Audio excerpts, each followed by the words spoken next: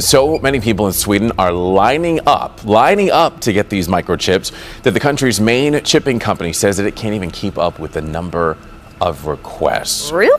What in no way I would do that. What in the Illuminati, Mark of the Beast, witchcraft is going on over there in Sweden? And Steve, this is happening here. I don't want to get biblical, but you know, I've heard about this Mark of the Beast business my whole life. I think it's true. I think biblical prophecy. The more I'm hearing about this, everything we do. So we can talk about this, but this isn't coming. It's already here. Right. And in China, this is the tip of the proverbial iceberg.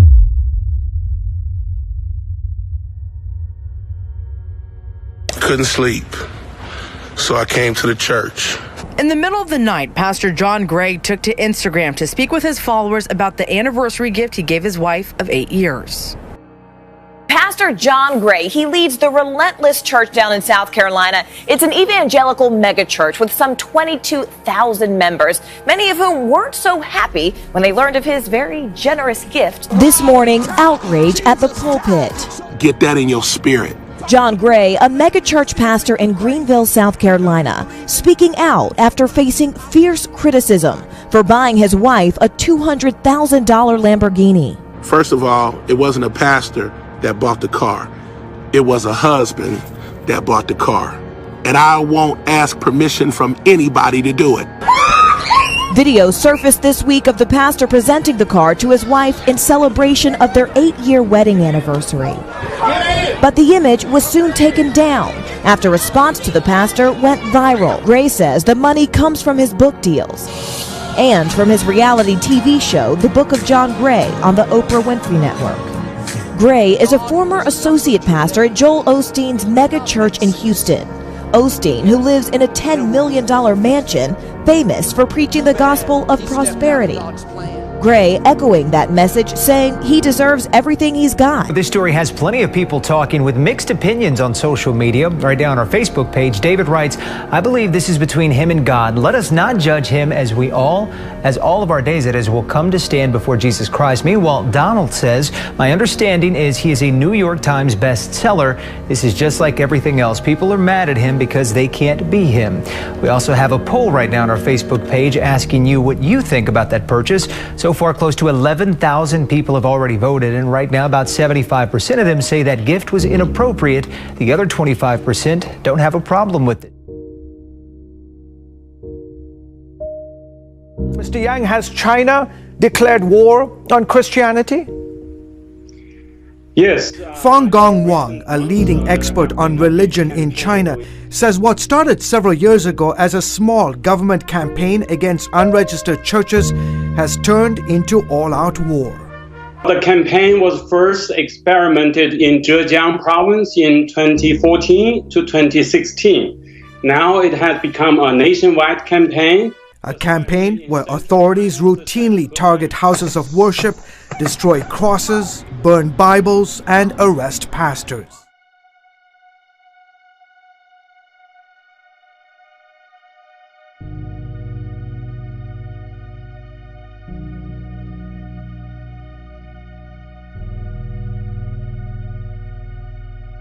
On December 9th, authorities in the city of Chengdu arrested prominent Christian pastor Wang Yi, along with his wife and 100 members of Early Rain Covenant Church.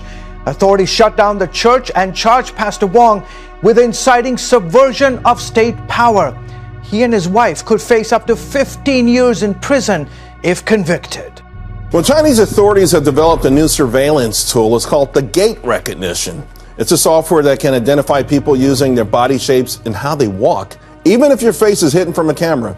This is already, in fact, being used by police in China, and it's raising a lot of concerns about how far this technology will go and how deep will this Deep Brother thing go in the country.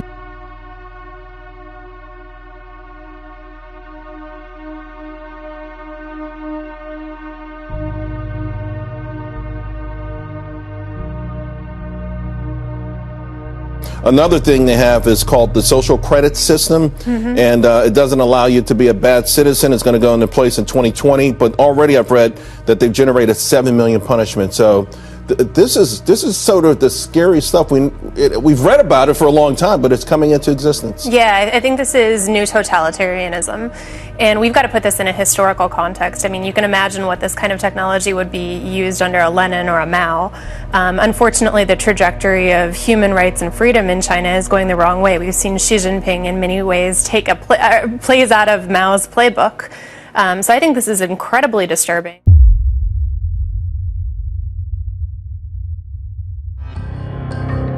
Improving lives, increasing connectivity across the world. That's the great promise offered by data-driven technology. Stop killing our children! Stop killing our children! But in China, it also promises greater state control and abuse of power. This is the next groundbreaking development in data-driven technology: facial recognition. And in China, you can already withdraw cash, check in at airports, and pay for goods using just your face. The country is the world's leader in the use of this emerging technology. And China's many artificial intelligence startups are determined to keep it that way in the future.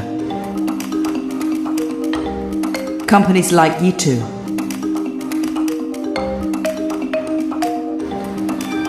We're pioneering artificial intelligence research and innovation in the hope of creating a safer, faster, and healthier world. 第一次发现，参加展会可以不必排队。Yitu is creating the building blocks for a smart city of the future, where facial recognition is part of everyday life. This could even extend to detecting what people are thinking. 人工智能 Facial recognition, they can read people's emotions, and we are actually now working on these innovative demonstrations and technology. But the Chinese government has plans to use this new biometric technology to cement its authoritarian rule. The country has ambitious plans to develop a vast national surveillance system based on facial recognition. It'll be used to monitor its 1.4 billion citizens in unprecedented ways, with the capability of tracking everything from their emotions to their sexuality. What you buy, how you spend your time, if you jaywalk, if you smoke on a train, if you criticize the government, even a family or friends. I mean, this is... It's going to track what apps you're on your phone. It is Big Brother writ large, and if you think about the steps that Venezuela, Russia, and China are taking to implement their own cryptocurrencies, by 2020, I suspect they will be able to track their citizens' every economic move. I mean, the disparagement of economic freedom, of personal liberty. I mean, just when you think that China is so strong and clamps down so much, if there's an economic slowdown coming, they're going to have to maintain social order. Thousands of people in Sweden have opted to trade in their ID and their credit cards for tiny microchips that would be implanted like underneath their skin. Yeah, these chips are supposed to take the place of key cards, rail cards, credit cards. The chips are typically the size of a grain of rice and are implanted just under the skin between the thumb and forefinger. So many Swedes are lining up to get the microchips that the country's main chipping company says it can't keep up with the number of requests. The future is a wave of a hand away. In case you missed it, here it is again.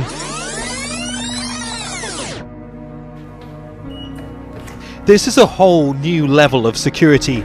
No keys or access cards, difficult to steal and copy, but the technology requires a certain level of commitment that's not for the faint-hearted. So this is where the microchip implant story begins, for those who want them at least. Banking, security, general users, so contactless payments, passport data, all could be stored on these microchips and embedded in your hand. It comes down to convenience, I suppose, for a lot of people. It's very hard to lose your hand. This is one of several implant firms reportedly in discussions with British financial and legal companies. The names of the companies are being closely guarded.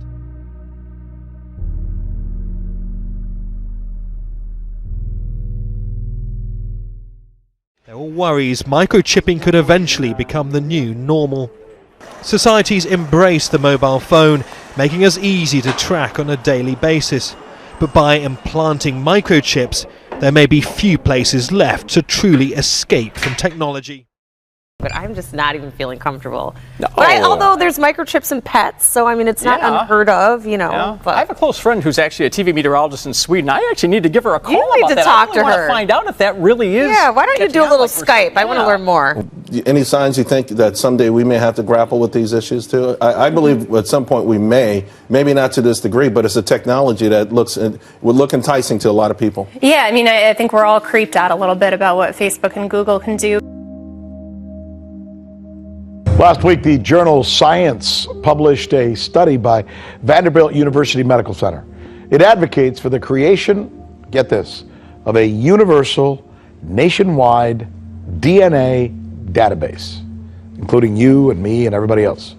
The study advocates for the United States to also join the ranks of the UK, Saudi Arabia, and Kuwait, all countries that have been fiddling with this idea of creating this type of super system with genetic information from every and all societies.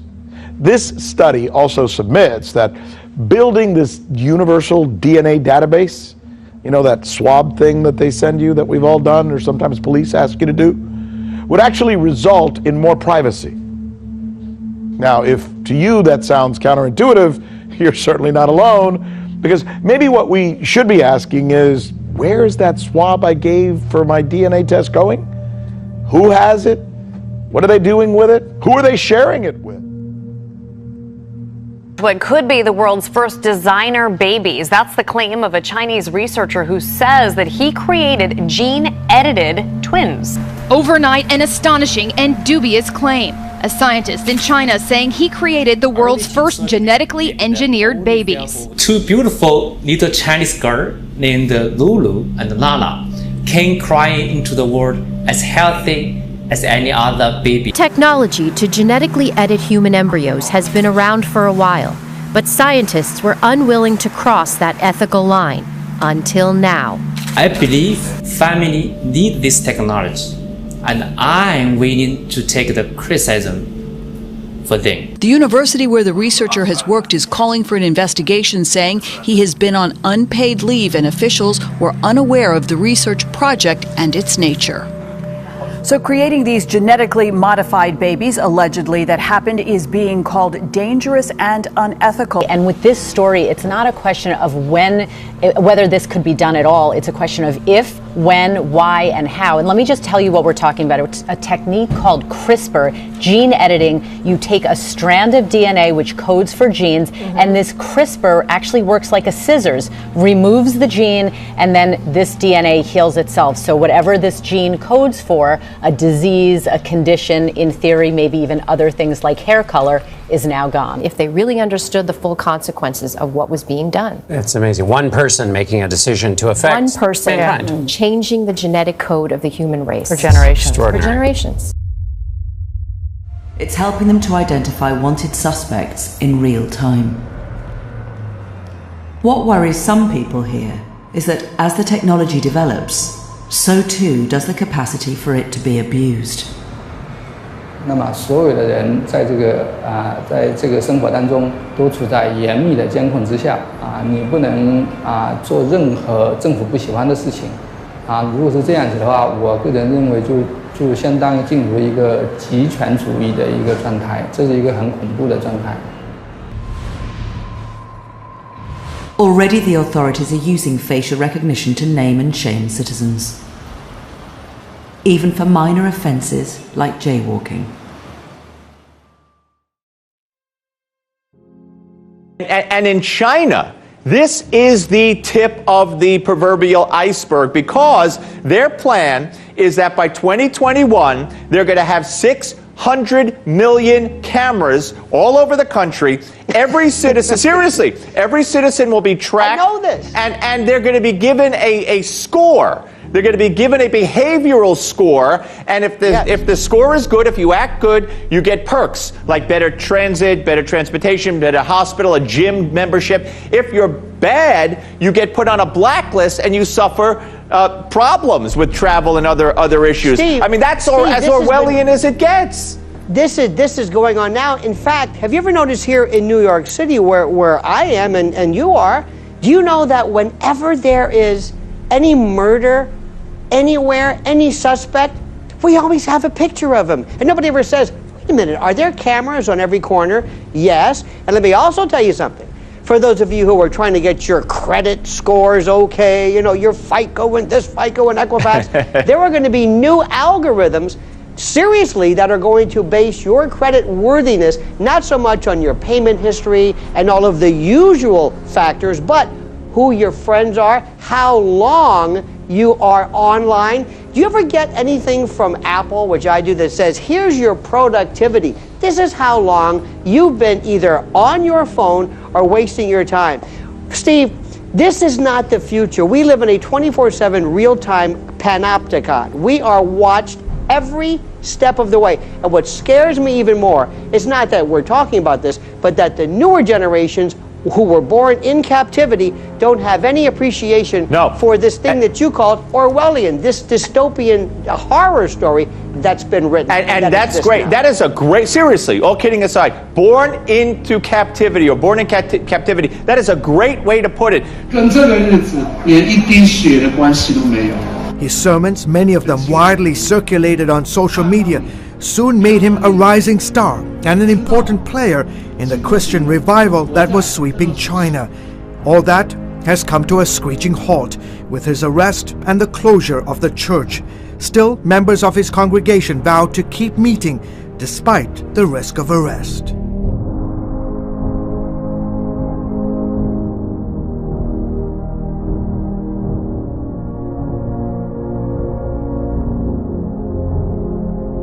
Without checks and balances, China will keep finding new ways to violate the human rights of its citizens. What's already happening in Xinjiang is a warning the rest of the world must heed.